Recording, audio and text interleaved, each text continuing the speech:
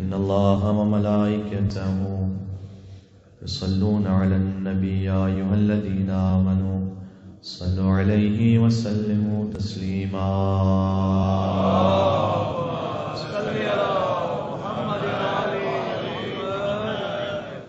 أعوذ بالله من الشيطان الرجيم بسم الله الرحمن الرحيم نحمدك اللهم يا من نور قلوبنا بأنوار المحبة العلبية وأكمل لنا ديننا بالولاية المرتضبية وأتم نعمته علينا بالهداية الحيدرية ونصلي ونسلم على الخاتم لما سبق والفاتح لمن غلق والمعلن الحق بالحق حبيبك وحبيبنا أبي القاسم المصطفى محمد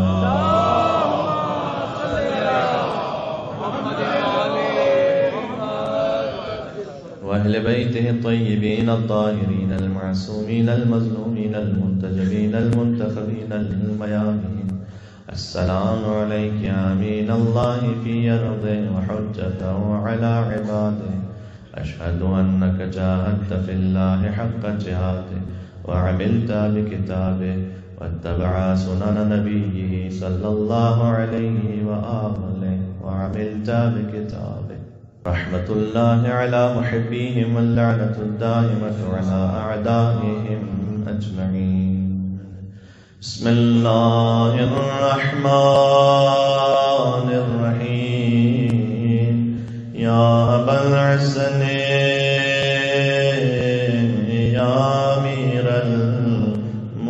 المؤمنين يا علي بن أبي طالب يا حجة الله على خلقه يا سيدنا ومولانا إنا توجهنا واستشفعنا وتوسلنا بك إلى الله وقدمناك بين يدي حاجاتنا يا وجيها وعند الله اشفع لنا ماشاءاللہ 21 رمضان کا دن ہے یا وجیہ عند اللہ اشفع لنا ظہور امام کے لیے تعزیت پیش کرتے ہوئے یا وجیہ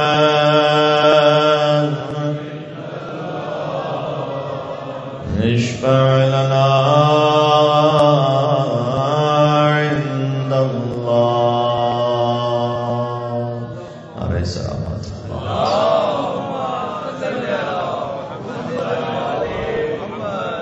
اما بعد فقد قال الله الحكيم في كتابه المجيد بسم الله الرحمن الرحيم ام يحسدون الناس على ما آتاهم الله من فضله فقد آتينا على إبراهيم الكتاب والحكمة وآتيناهم ملكا عظيما نعرہ الصلوات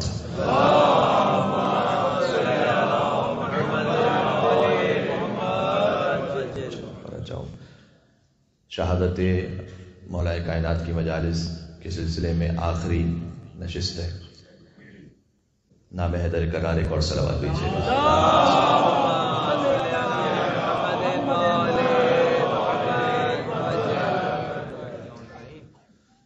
3 دن تک گفتگو کا خلاصہ یہ رہا کہ مولا کائنات کی ہستی وہ ہے کہ دوستوں نے جن کے فضائل تقیہ کی وجہ سے چھپائے اور دشمنوں نے جن کے فضائل حسد کی وجہ سے چھپائے، لیکن شرق اور غرب علی ابن ابی طالب کے فضائل سے پر ہو گئے۔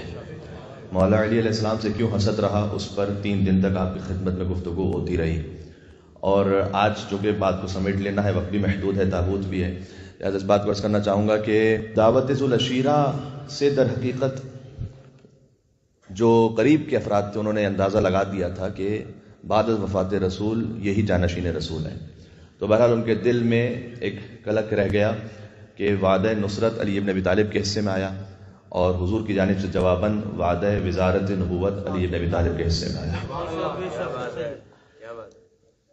شیب ابی طالب میں خاندان ابو طالب کی وجہ سے حضور کے آب و دانے کی سپلائی لائن باقی رہی اور ان کی زندگی اور حیات کا سلسلہ چلتا رہا.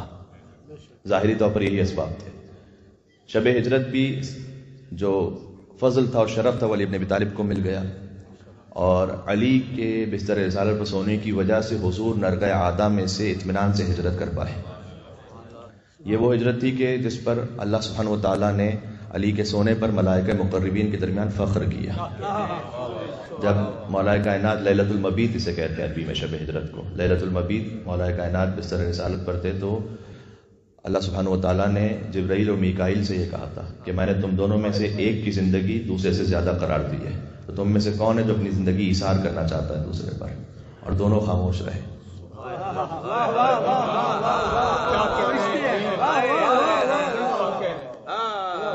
جہاں سے سید الملائکہ کی حد ختم ہوتی ہے وہاں سے علی کے قدموں کا آغاز ہوتا ہے.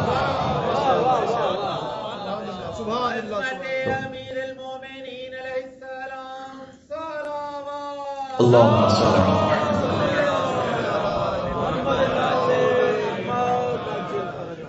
پھر اللہ سبحانہ و تعالیٰ نے کہا کہ جاؤ میرے عبد کو دیکھو کہ جو اس وقت اپنے آقا پر اور اپنے مولا پر اور اپنے بھائی پر، لفظ تو یہ ہے کہ اپنی جان کو قربان کرتے ہوئے بستر پر آرام کر رہا ہے.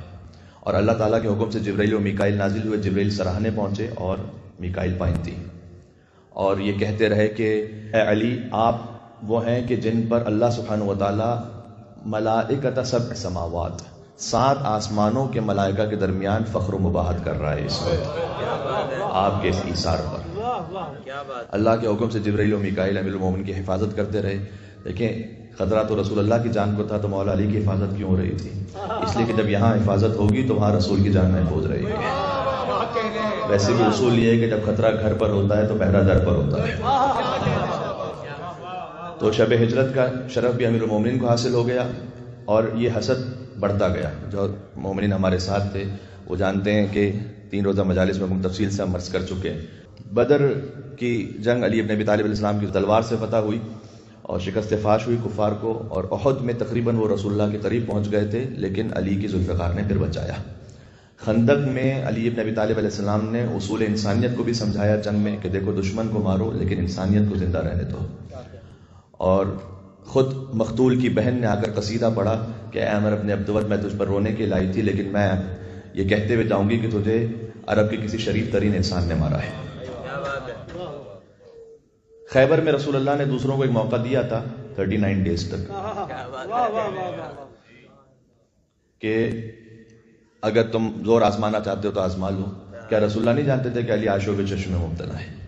یہ سب کچھ جانتے ہوئے بھی دوسروں کو موقع فراہم کیا کہ تم اگر اپنا زور بازو آزمانا چاہتے ہو تو آزما لو. لیکن دیکھیے ہمیشہ یہ حضور نے سمجھایا ہے کہ اگر تم محمد اور علی کے درمیان فاصلہ دو گے نا تو ہمیشہ شکست رہے گی تمہیں. لہذا محمد کے بعد بلا فصل علی ابن ابی طالب ہی ہونے چاہیے. اور مولا کائنات سے یہ حسد بڑھتا رہا. تو جو مکہ والے تھے وہ علی کی تلوار سے مارے جا رہے تھے، لہذا وہ حسد کرتے تھے. جو مدینہ والے تھے وہ مولا کائنات کے فضائل کی حسد سے مارے جا رہے تھے. لیکن 8 ہجری میں فتح مکہ ہو گیا، اور مکہ اور مدینہ کے درمیان جو دیوار تھی وہ گر گئی. آپس میں ایک دوسرے کا ملنا ہوا، اور جب آپس میں ڈسکشن ہوا تو جو کامن اینیمی تھے وہ علی ابن ابی طالب تھے. اور ستم بالائے ستم یہ ہوا کہ جو 8 ہجری میں ما اسلموا واللہ ما اسلموا، مولا کائنات نے کہا خدا کی قسم یہ مسلمان نہیں ہوئے تھے، ولکن استسلموا، لیکن زبردستی جان بچانے کے لیے اسلام کو قبول کیا تھا. وہ اسر الکفر، اور کفر سینوں میں چھپا کے رکھا ہوا تھا. تو بنی امیہ کے جو رسول اللہ کی تبلیغ کے 23 سال میں 20 سال کے عرصے تک رسول اللہ سے لڑتے رہے تھے، وہی حضور کے وصال کے 10 سال کے اندر اندر اسلام کے اقتدار پر تھے. اب ان کے پاس ہی حکومت تھی، ان کے پاس ہی گورنری تھی، ان کے پاس ہی ممبر تھے، ان کے پاس ہی مسجدیں تھیں. اور جو خیر القرون ہے، جو سب سے بہترین صدی اسلام کی کاؤنٹ ہوتی ہے، اس میں 100 سال تک بنی امیہ ہی کی حکومت رہی ہے تقریباً. تو جتنے مفسر ہیں وہ اسی زمانے کے، جتنے محدث ہیں اسی زمانے کے، جتنے راوی ہیں اسی زمانے کے ہیں، جتنے لکھنے والے سب اسی زمانے کے. تو جو کچھ لکھا گیا وہ مولا کائنات کے بکس پہ لکھا گیا. اب ہم فقط اتنا عرض کرنا چاہتے ہیں کہ ہم یہ رسک نہیں لے سکتے کہ ہم اپنے اسلام کو بنی امیہ سے لیں، اس لیے کہ وہ اسلام نہیں ہے بلکہ کفر پر اسلام کی پالش ہے. اور میں نے عرض کیا کہ یہ جو مجرم ہے نا، یہ فقط اسلام کے مجرم نہیں ہے. لیکن جب ایک دوا بنتی ہے نا تو دوا شیعہ سنی کے لیے نہیں بنتی. اسلام جو آیا تھا وہ فقط عربوں کے لیے نہیں آیا تھا، اسلام فقط ایشیا کے لیے نہیں آیا تھا، اسلام کالے کے لیے بھی آیا تھا، گورے کے لیے بھی آیا تھا، اسلام سب کے لیے آیا تھا۔ تو اگر کوئی دوا میں ملاوٹ کر دے اور اگر کوئی دوا میں زہر ملا دے تو فقط کسی ایک مذہب کا مجرم نہیں ہوتا، وہ انسانیت کا مجرم ہوتا ہے۔ اسلام جو آیا تھا وہ تمام انسانوں کے لیے آیا تھا، اس میں جو بنی امیہ کے زہر کی ملاوٹ ہو گئی تو یہ انسانیت کے ساتھ جرم ہوا، اور اسی خاطر تھے کہ جو وعدے تھے وہ پورے نہیں ہوئے۔ اب آپ سوچئے گا، اللہ تعالیٰ نے قرآن میں وعدہ کیا ہے کہ لو ان اہل القری آمنوا واتقوا، کہ اگر تم اہل قریہ ایمان لے کر آؤ اور تقوی اختیار کرو، لفتحنا علیہم ابواب السماء، تو ہم تم پر آسمان کی برکتوں کو کھول دیں گے۔ تو کیا اس مسلمانوں پر آسمان کی برکتیں کھل گئی ہیں؟ کیا ایسا ہوا کہ مسلمانوں پر آسمان کی برکتیں کھل گئی؟ کنتم خیر امۃ اخرجت للناس، تم بہترین امت ہو، تمہیں اللہ نے اس لیے رکھا ہے کہ تم دوسروں کو امر معروف کرو اور نہی عن المنکر کرو، اور تم دوسروں پر گواہ بن کر رہو۔ تو کیا مسلمان ایسے ہیں؟ کیا نہیں ہے؟ تو معاملہ کیا ہوا؟ تو کیا یہ الیکشن والے وعدے تھے کیا؟ اللہ تعالیٰ کی طرف سے کوئی تصور ہو سکتا ہے کہ ایسا کوئی وعدہ تھا کہ بھئی وعدہ تو کر لیا اور 5 سال بعد تک پتہ نہیں کچھ نہیں؟ جب اللہ تعالیٰ نے وعدہ کیا تو یہ وعدہ بظاہر کیوں نہیں پورا ہو رہا؟ تو ہمیں دیکھنا پڑے گا کہ یہ وہی اسلام تھا جو اللہ تعالیٰ نے ہمیں عطا کیا تھا، یا اس کی کوئی تصویر اور بدلی ہوئی ہے؟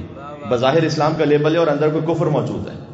اور اس زمانے میں ایک جو بہت خطرناک کام ہوا وہ یہ کہ جو علی کی مدح سرائی کرے اس راوی کی روایت کو قبول نہ کرو، یہ اصول بنایا گیا اصول روایت میں، اس کی گواہی کو قبول نہ کرو۔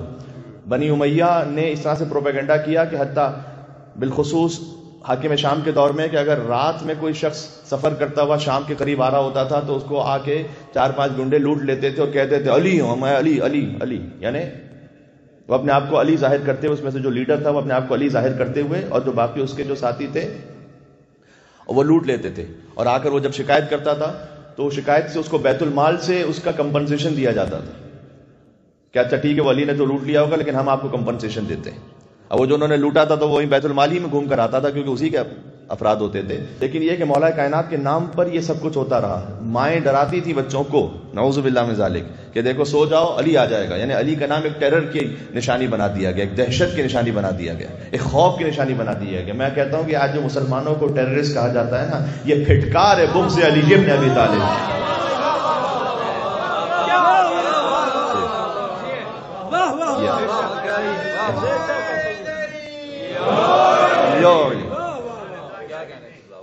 یہ سب کچھ تاریخ میں ہوتا رہا، لیکن اللہ سبحانہ و تعالیٰ کا بھی ایک منصوبہ تھا۔ اس منصوبے کا ایک حصہ ہے کہ آپ یہاں تشریف فرمائیں 21 رمضان، 1400 سال گزرنے کے بعد نام ہے حیدر کرار پر۔ یہاں علی ابن ابی طالب سے محبت کرنے والے اور دنیا بھر میں جہاں کہیں لاکھوں اور کروڑوں چاہنے والے مولا کائنات کے، وہ تمام تر پروپیگنڈے کے باوجود اور تمام تر مظالم کے باوجود آج بھی موجود ہیں، اور آج پوری قوت سے موجود ہیں، اور آج بھی اعلان کرتے ہیں۔ اور کل ہم آپ کی خدمت میں آپ کی طرف سے بھی کہہ چکے ہیں کہ آج بھی ہم یہ کہتے ہیں کہ اگر ہم جبل میں ہوتے تو کس طرف ہوتے بہت کلیئر ہے ہمارے لیے، اور صفین میں ہوتے تو کس طرف ہوتے بہت کلیئر ہے ہمارے لیے۔ ہمیں کوئی ڈاؤٹ نہیں ہے، ہمیں کوئی شبہ نہیں ہے کہ ہم کس طرف ہوتے وہاں پر، اس لیے کہ ہم جانتے ہیں کہ حق کہاں پر تھا، اور رسول اللہ نے کس کے لیے کہا تھا کہ پروردگار حق کو اس طرف موڑ دے جس طرف علی مڑ جائے۔ تو یہ ہے اللہ سبحانہ و تعالیٰ کا ایک منصوبہ کہ اللہ تعالیٰ نے چاہا کہ کم از کم وہ کہ جو شریف النفس ہے، جس کے خون میں طہارت ہے، نفس میں شرافت ہے، اس کے پاس ایک موقع رہے ارتقاء کا، اور وہ نام امیر المومنین پر اللہ سبحانہ و تعالیٰ کی بندگی کی طرف آگے بڑھتا جائے۔ حضور نے ایک مرتبہ کئی خط کھینچے زمین پر، اور وہ آڑے ترچھے تھے، اور اس میں سے ایک سیدھا خط کھینچا۔ فرمایا کہ سارے خط باطل ہیں، صراط مستقیم فقط ایک ہے، اور یہ صراط مستقیم حیدر کرار ہے، علی ابن ابی طالب، ایک زیادہ نہیں، ایک سے یا علی۔ تو یہ جو منصوبہ خدا تھا جس کو تکمیل پہنچایا اور عملی جامہ پہنچایا سرکار ختم مرتضی صلی اللہ علیہ وسلم نے اعلان غدیر سے، اور اس کے بعد وہ سلسلہ امامت کے ذریعے سے آگے بڑھتا رہا۔ میں نے کل عرض کیا تھا کہ اتحاد کی علامت سب سے بڑی علی ابن ابی طالب ہے، اس لیے کہ چاہے خلافت کے سلسلے میں دیکھیں تو چوتھے علی ہیں، امامت کے سلسلے میں پہلے علی ہیں، طریقت کے سلسلے میں پیروں کے پیر علی ہیں۔ تو علی وہ جنکشن ہے کہ آپ خلافت سے آئیے، امامت سے آئیے، طریقت سے آئیے، آپ کو علی سے گزرنا ہے۔ اب جو ممبروں پر علی ابن ابی طالب پر سب و شتم کروا رہے تھے، تو نہ وہ طریقت والے ہیں، نہ وہ امامت والے ہیں، نہ وہ خلافت والے ہیں۔ تو اگر آپ اتحاد چاہتے ہیں تو میں مسلمانوں سے دستبستہ گزارش کروں گا کہ علی پر سب و شتم کرنے والے یہ جو نام نہاد باہر سے آنے والے گلیڈیٹرز اور گھس بیٹھی ہیں نا، ان کو تو پہلے نکالیے اپنی صفوں سے، تب جا کر اتحاد قائم ہوگا. یعنی جب تک آپ بنی امیہ کے زہر کو نہیں نکالیں گے اسلام سے، اس وقت تک اتحاد نہیں ہو سکتا. اللہ سبحانہ وتعالیٰ نے اہتمام کیا، اور میں اپنی گفتگو کا اختتام اپنے کلام پر نہیں، مولا علی کے کلام پر کرنے لگا ہوں اب، کہ جو مولا علی نے نہج البلاغہ میں ارشاد فرمایا. حاکم شام کو خط لکھا، اور حاکم شام کے خط میں مولا کائنات نے لکھا کہ لیس امیہ کا ہاشم، دیکھو امیہ ہاشم کی طرح نہیں تھا، ولا کا حرب کا عبد المطلب، نہیں حرب عبد المطلب کی طرح تھا، ولا ابو سفیان کا بھی طالب.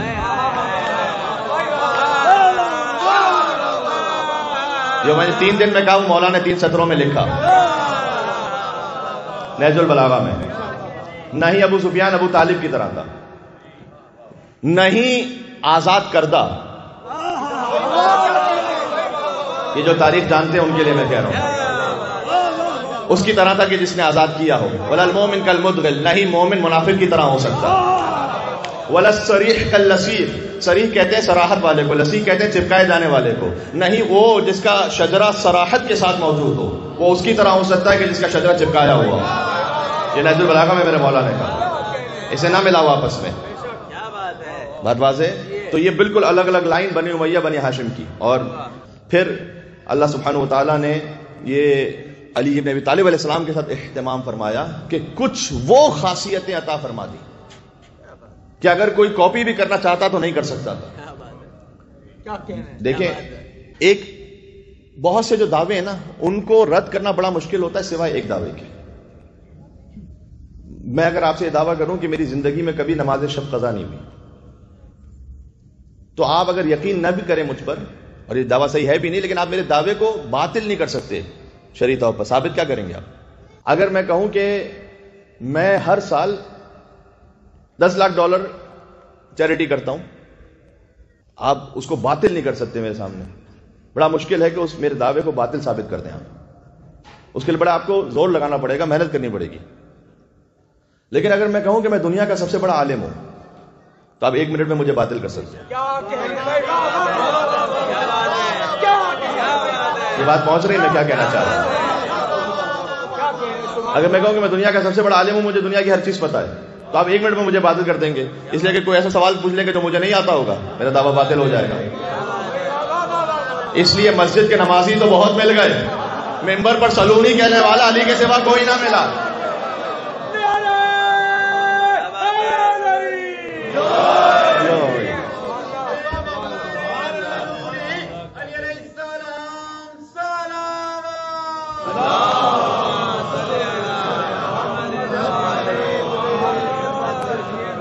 ہال فل ہو چکا ہے تقریباً. آپ سے گزارش ہے کہ تھوڑا سا آگے تشریف لے آئیے گا تاکہ جگہ مزید تھوڑی سی بن جائے گی. نعرہ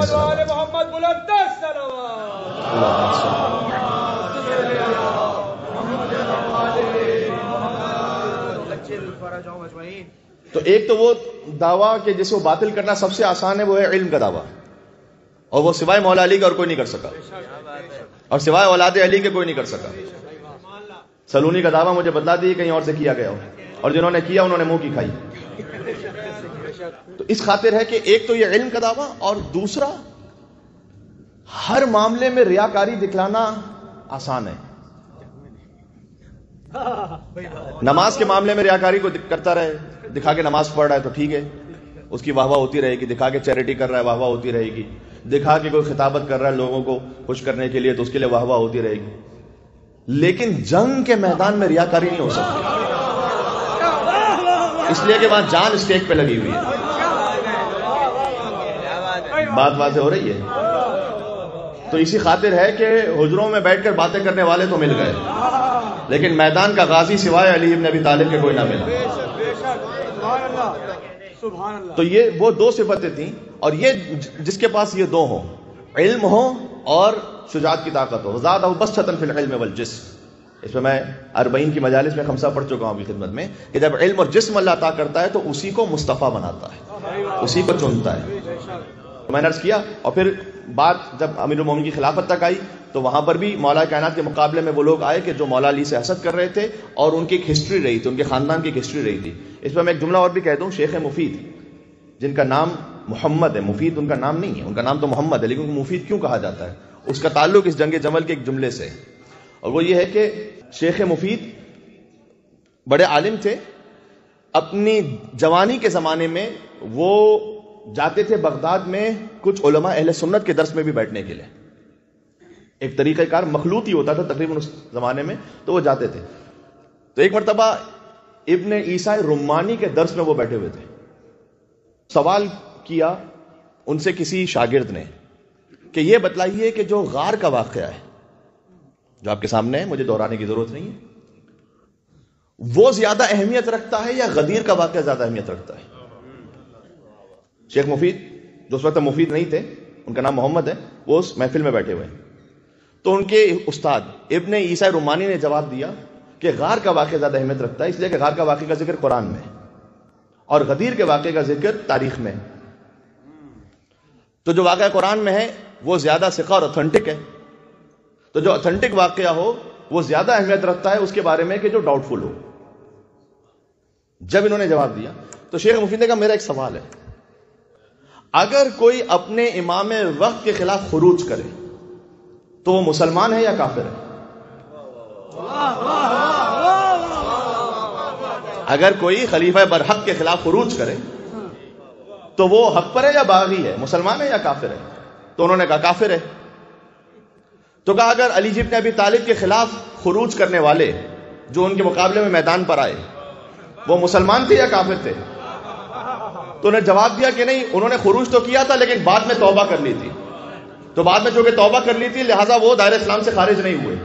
تو شیخ مفید نے اس وقت جواب دیا تھا کہ ان کا خروج کرنا یہ اتھینٹک تاریخ میں ہے، واضح ہے، کوئی شک نہیں.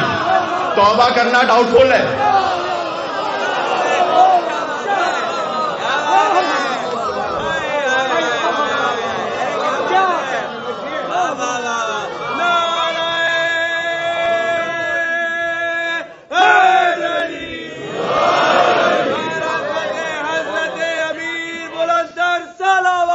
اللہم صلی علی محمد و علی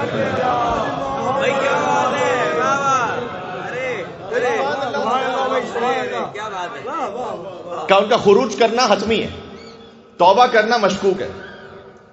تو جو حتمی ہے اسے فوقیت حاصل ہے، اسے جو مشکوک ہے. اچھا وہ واقعاً ایسا محسوس ہوتا کہ کچھ صاحب معرفت تھے، لہذا انہوں نے بلایا محمد کو، جو ان کا نام تھا محمد ابن نعمان، ان کو بلایا اور بلا کر کہا کہ انت مفید لی، تم میرے لیے مفید ہو، تم سے مجھے ایک فائدہ پہنچا ہے اس لیے کہ تم نے تاریخ کا ایک مسئلہ میرے سامنے حل کر دیا. اور اس وقت سے شیخ کا نام شیخ مفید ہوا. ویسے تو ایک اور سوال بھی اب میں کیا کروں، تاریخ میں کیا گیا تھا بنت عفیہ عبدیہ کی طرف سے ان خاتون کو کہ جو آئی تھی امیر المومنین کے مقابلے میں لڑنے کے لیے، اور ان سے پوچھا تھا کہ اگر کوئی ماں اپنے بچے کو مار دے تو اس کے بارے میں کیا حکم ہے؟ تو انہوں نے کہا کہ اگر کوئی ماں خود اپنے بچوں کو قتل کر دے تو وہ جہنم میں جائے گی. تب اس نے پوچھا اگر کوئی ماں اپنے 10,000 بچوں کو مار دے؟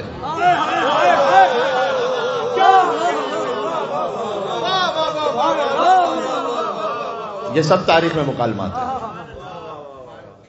تو یہ بہرحال مولا کائنات کے مصائب تھے کہ جو مولا کائنات کو سہنا پڑے. اور کسی نے علی سے آ کے کہا بھی تھا کہ علی آپ کی خلافت کا کیا معاملہ ہے کہ آپ خلافت میں آئے تو پھر جمل ہے، سفین ہے، نہروان، ایک کے بعد ایک جنگیں، کوئی سکون کا ٹائم ہی نہیں ہے. وہ دیکھیے جو اس سے پہلے آپ کی خلافتوں کے زمانے تھے بڑے سکون سے زندگی گزاری تھی، آپ کے بعد جنگی جنگیں جنگی جنگیں. تو اس وقت مولا نے کہا تھا کہ ان کی رائے مجھ جیسے عوام تھے، میری رائے تم جیسے عوام ہو.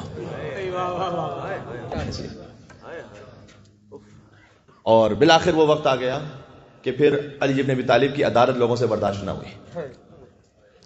دنیا کے جتنے بادشاہوں کو مارا گیا وہ ان کے ظلم کی وجہ سے انہیں مارا گیا. تاریخ میں فقط واحد علی ہیں جنہیں ان کے عدل کی وجہ سے شہید کیا گیا. اچھا میں یہاں تک، آپ کی صدائیں تو بلند ہو گئی ہیں، میرے پاس 2-4 منٹ ہیں اور میں اس کے بعد جا رہا ہوں منزل مصائب پر. تو دیکھیے بات یہ ہے کہ ہم نے بہت واضح کر دیا کہ آپ جس کا ادب احترام رکھنا چاہیں وہ رکھیں، لیکن ہم سے تقاضا نہ کریں کہ ہم دین کو سوائے آل محمد کے کہیں اور سے لیں. یہ گفتگو کا خلاصہ ہو گیا. ہم دین لیں گے فقط آل محمد سے، اس لیے کہ دیکھیں بہت واضح سی بات ہے، ہم جو مسلمان ہیں نا وہ اپنے خرچے پہ مسلمان ہیں.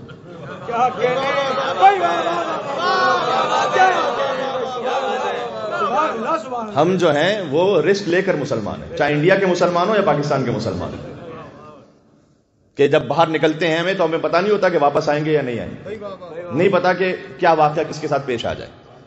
حتیٰ یہ کہ بڑی سے بڑی بات سے لے کر چھوٹی سے چھوٹی بات تک محلوں میں رینٹ پر گھر لینے میں دقت اور تکلیف ہوتی ہے اگر پتہ چلے کہ یہ علی کا ماننے والا ہے اور شاید انڈیا میں اس بات پہ تکلیف ہو کہ یہ مسلمان ہے۔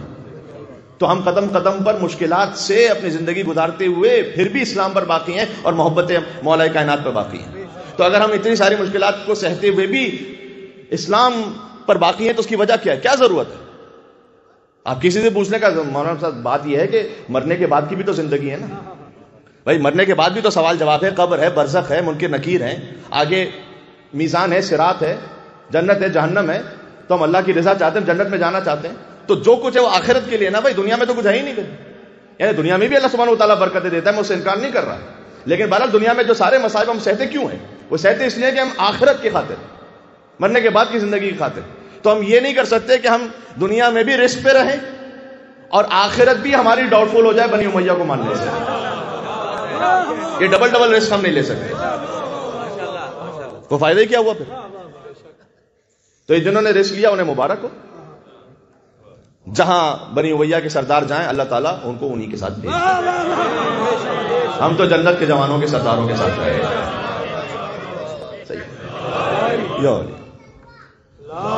اللہم صلی علی محمد وعلی محمد۔ تو یہ موضوع آج یہاں تک پہنچ گیا۔ مولا کائنات کی عدالت برداشت نہ ہو سکی لوگوں سے، اس لیے امیر المومنین اسلام کے اندر ہی اندر جو ان کے ساتھ رہنے والے تھے بعض اور ان کی رعایا میں تھے، وہ عدل علی کو برداشت نہیں کر سکتے تھے، اور ساتھ میں پھر حاکم شام کی سازش تھی اور ایک شخص کو متعین کیا گیا۔ حتیٰ اس شخص نے تو یہ سوچا تھا کہ میں عمرو بن عاص کو بھی ماروں گا، حاکم شام کو بھی اور علی کو بھی، لیکن اس میں مظلوم فقط علی بن ابی طالب علیہ السلام تھے جن کی شہادت ہوئی۔ تو یہ تاریخ کا حصہ ہے۔ جب امیر المومنین کو ضربت لگی تو میں اب 2-3 جملے اور اہم ہیں اپنی اصلاح کے لیے اور آپ تک پہنچانے کے لیے عرض کرنا چاہتا ہوں کہ مولا کائنات نے جو وصیتیں کی، اسی کو بتقوی اللہ و نظم امرکم، میں تمہیں تقوی الہی کی نصیحت کرتا ہوں اور اس بات کی نصیحت کرتا ہوں کہ اپنے امور کو منظم رکھو۔ یہ شاید وہ بات ہے کہ جو بہت زیادہ سیکھنے کی ضرورت ہے ہمیں۔ اپنے امور کو منظم رکھو، چاہے مذہبی کو پروگرام کرتے ہو منظم طریقے سے کرو۔ پروگرام ختم ہونے کا جو شروع ہونے کا وقت ہوتا ہے تو ختم ہونے کا بھی وقت ہونا چاہیے۔ مثال کے طور پر ایک مثال دے رہا ہوں، اپنے امور کو منظم رکھو۔ حضور ایک جگہ سے گزر رہے تھے، قبر کو سیدھا کر رہے تھے، اندر قبر کی جو اندر کا حصہ ہے پتھر لگا رہے تھے، تو کسی شخص نے پتھر جو ہے وہ سیدھا نہیں لگا، ٹیڑھا لگایا، تو حضور نے اس کو آ کے سیدھا کیا۔ تو اس نے کہا یا رسول اللہ یہ قبر بند ہو جائے گی، کوئی نہیں دیکھے گا، قیامت تک اندر کوئی نہیں دیکھے گا، قبر بند ہو گئی، ختم ہو گئی۔ تو حضور نے کہا کہ معاملہ یہ نہیں کہ کوئی دیکھے گا یا نہیں دیکھے گا، معاملہ یہ ہے کہ جو کام کرو اسے منظم طرح سے کرو،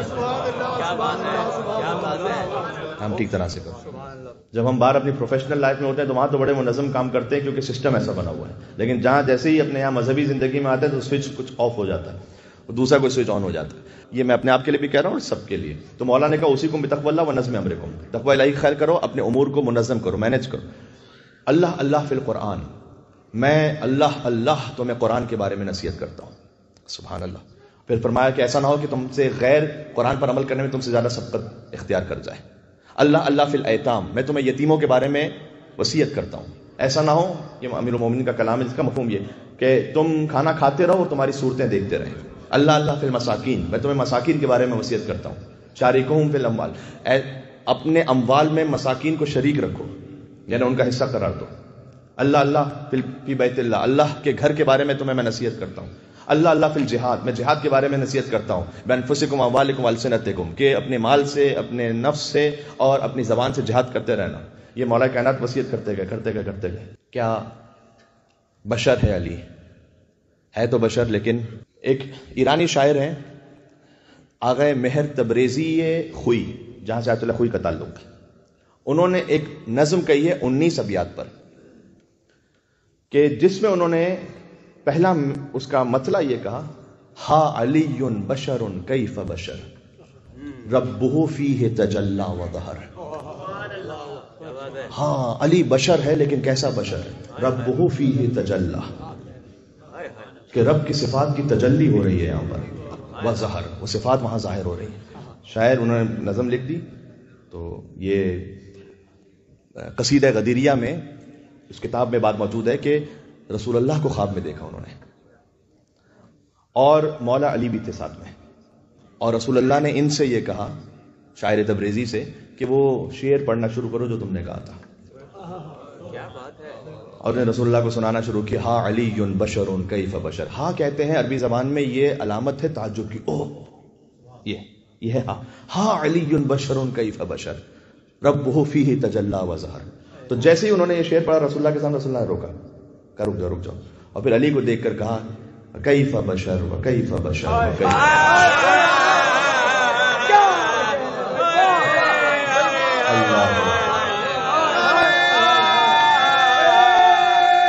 آخری نعرہ مل کے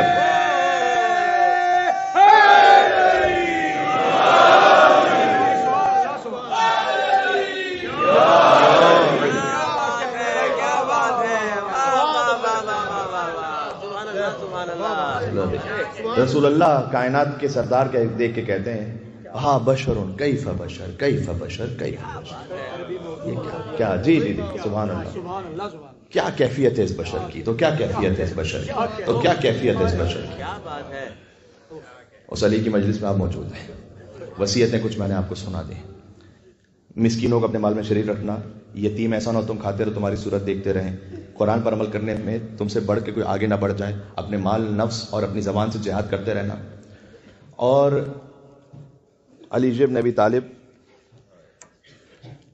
کائنات کے وہ مظلوم ہیں، اول مظلوم عالم، سب سے بڑے مظلوم، میں نے کل اعمال میں اس کو ذکر کیا، اس لیے شاید اول مظلوم کہا جاتا ہے مولا علی علیہ السلام کو، کہ فقط مولا علی ہیں کہ جن کی حرمت کو پامال کیا گیا ان کے سامنے، حد کے حرمت علی بن ابی طالب، کہیں پر کسی امام کے گھر پر اس طرح سے حملہ نہیں ہوا، اور کسی کے گھر کو ایسے جلایا نہیں گیا جیسے علی بن ابی طالب کے گھر کو جلایا گیا۔ تو عزیزوں وہ داغ تھا علی بن ابی طالب کے دل پر، وہ غم تھا، اور جب زہرا کو دفن کر رہے تھے تو کہتے تھے نفسی علی ظفراتها محبوسہ، میں تو چاہتا ہوں کہ بس علی کی سانس نکل جائے، آہ کے ساتھ علی کی سانس نکل جائے۔ 19 رمضان آئی، علی کا فرق شکافتہ ہو گیا۔ جب علی کا فرق شکافتہ ہوا تو خون بہت بہہ رہا تھا، تو محراب کی مٹی اٹھائی علی نے اور اپنے زخم پر بھر دی، اور سورہ طٰہٰ کی آیت نمبر 55 پڑھی، منہا خلقناکم وفیہا نعیدکم ومنہا نخرجکم تارۃ اخری، اسی مٹی سے خلق کیے گئے ہیں، اسی میں پلٹائے جائیں گے، اسی سے دوبارہ اٹھائے جائیں گے۔ علی بن ابی طالب غنودگی کے عالم میں گئے، حسن مجتبیٰ کو آگے کر کے حسن کی امامت میں نماز کو مکمل کیا، اور پھر گلیم، ایک موٹی چادر کو منگوایا گیا۔ تاریخ معصومین میں اگر آپ دیکھیں تو ایک اور معصوم ہے، اور شہیدوں کی تاریخ میں دیکھیں تو ایک اور شہید ہے کہ جس کا لاشا گلیم میں گیا۔ ایک اسیر بغداد مولا موسیٰ بن جعفر ہے کہ گلیم میں جن کے لاشے کو بغداد کے پل پر رکھا نہیں گیا تھا، پھینک دیا گیا تھا۔ یہ جو علی کی اولاد ہے، کہیں قید میں رہی، کہیں بچیاں تماچے کھاتی رہیں، کہیں ہاتھوں میں ہتھکڑیاں رہیں، پیروں میں بیڑیاں رہیں، کہیں زندان رہے، کہیں بغداد کے پل پر لاشا رہا، کوئی اٹھانے والا ہی نہیں تھا۔ یہ سب علی کی اولادوں کے ساتھ ہوتا رہا۔ تو معصومین میں ایک لاشا ہے موسیٰ قاسم علیہ السلام کا جو گلیم میں گیا، اور شہیدوں میں ایک لاشا حسن کے یتیم قاسم کا ہے کہ جب حسین اس لاشے کو گلیم میں رکھ کر آئے تو در خیمہ پر بی بی زینب نے پوچھا تھا بھیا آپ کے ہاتھ تو خالی ہیں، لاش کہاں ہے؟ حسین نے کہا بہن یہ جو گٹری دیکھ رہی ہے اس میں قاسم کی لاش کے ٹکڑے ہیں۔ تو امیر المومنین گلیم میں گئے، لیکن جیسے ہی گھر کے قریب پہنچے تو حجر سے کہا کہ تمام اصحاب سے کہو کہ چلے جائیں، اس لیے کہ جب میری بیٹیاں مجھے دیکھیں گی تو گریے کی آواز بلند ہوگی۔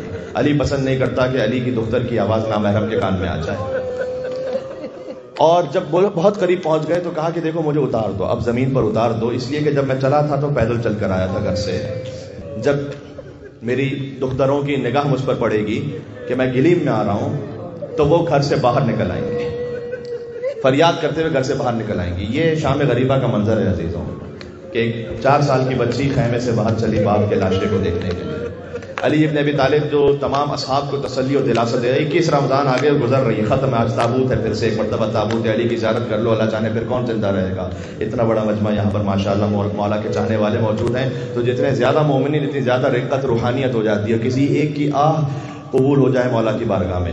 تو بس میں آگے آہستہ آہستہ آخری منزل تک، اور وہ علی جو سب کو خاموش کروا رہے تھے، جب بی بی زینب کے چہرے پر نگاہ پڑی تو خود علی نے زور سے رونا شروع کیا اور کہتے جاتے تھے کہ اے زینب آپ کو بہت نوحے آگے سہنا پڑیں گے، آپ کو بہت نوحے پڑھنے ہیں، یہ عربی زبان میں کہا جاتا تھا، یعنی بہت غم دیکھنے ہیں آپ نے۔ اور کوفے والوں سے کہا کہ یہ علی کی بیٹیاں ہیں، کچھ سالوں بعد یہ پھر سے کوفہ آئیں گی، تو ان کا احترام رکھنا، یہ وصیت کی مولا علی علیہ السلام نے۔ شب 20 کے لیے کہا جاتا ہے، شب 20 رمضان وہ مولا علی علیہ السلام نے بی بی زینب سلام اللہ علیہ کو بلا کر، اپنی ازواج سے بلا کر کہا کہ افطار تیار کرو۔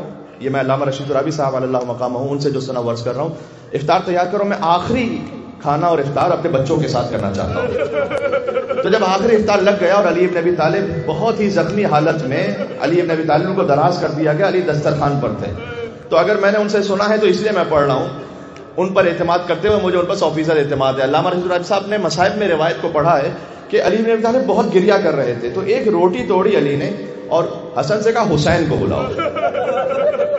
حسین جب قریب آئے، جب بہت قریب آ گئے تو حسین کے ذہن میں علی ابن ابی طالب نے یہ لقمہ دیا اور حسین کے منہ میں لقمہ دیتے ہوئے یہ فرمایا کہ تجھے بہت بھوکا رہنا ہے ابھی، تو آج باپ کے ہاتھ سے یہ کھانا کھا لے۔ اور پھر ایک جام بھرا اور حسین کی خدمت میں پانی بھی پیش کیا، کہا تجھے نینوا میں پیاسا بھی رہنا ہے، تو آج علی کے ہاتھوں علی نے زندگی کے آخری لمحے حسین کو کھانا کھلایا، حسین کو پانی پلایا۔ ارے مولا کاش کربلا میں ہوتے، آپ کا حسین 6 مہینے کے اصغر کو لے کر کہہ رہا تھا تمہاری نگاہ میں حسین قصوروار ہے، تو ان 6 مہینے کے بچے کا کیا قصور ہے؟ امیر المومنین کی سانسیں جو ہیں وہ آہستہ آہستہ تھم رہی تھی کہ سارے بچوں کو جمع کیا اور کہا دیکھو نانا رسول اللہ آ گئے تمہارے، اور تمہاری نانی خدیجہ الکبریٰ آ گئی، تمہاری ماں فاطمہ زہرا آ گئی۔ فرمایا انا للہ و انا الیہ راجعون، یہ کہہ کر علی کی آنکھیں بند ہو گئیں۔ بی بی زینب گر پڑی علی ابن ابی طالب کے لاشے پر۔ بار بار کہنے کی ضرورت نہیں ہے، فقط وہ کربلا کی یتیمہ کا مقدر تھا کہ باپ کے لاشے پر آئے تو کوئی کھینچ کر سکینہ کو اتار دے، یا اللہ تماچے مارے جائیں۔ وہاں گریا ہوتا رہا علی کے لاشے پر اور غسل و کفن دیا خود حسن اور حسین جیسے معصومین نے۔ غازی وہاں موجود تھے، محمد حنفیہ وہاں موجود تھے، اور پھر علی ابن ابی طالب کا تابوت، ابھی جو تابوت کی زیارت کرو گے نا، امیر المومنین کا تابوت ہے، یہ امام المتقین کا تابوت ہے، ہر جنگ میں میدان جنگ میں ڈٹا رہا تھا اس کا تابوت ہے، جس کے سامنے کوئی پہلوان ٹوٹ نہیں سکتا تھا اس کا تابوت ہے۔ تو علی ابن ابی طالب علیہ السلام ان کا تابوت چلا، کوفہ کے ہر درخت نے جھک کر سلام کیا، السلام علیکم امیر المومنین۔ جو گھر تھے ان گھروں کی دیواروں نے جھک جھک کر علی بن ابی طالب کو سلام کیا۔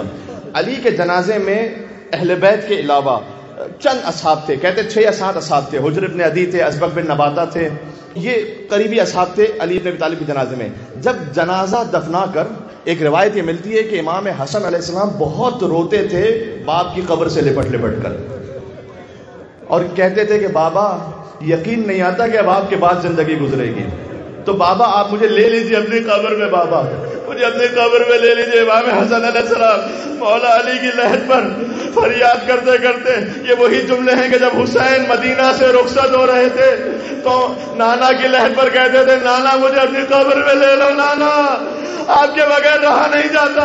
بس حسن بابا کی قبر پر فریاد کر کے ماتم کرتے تھے۔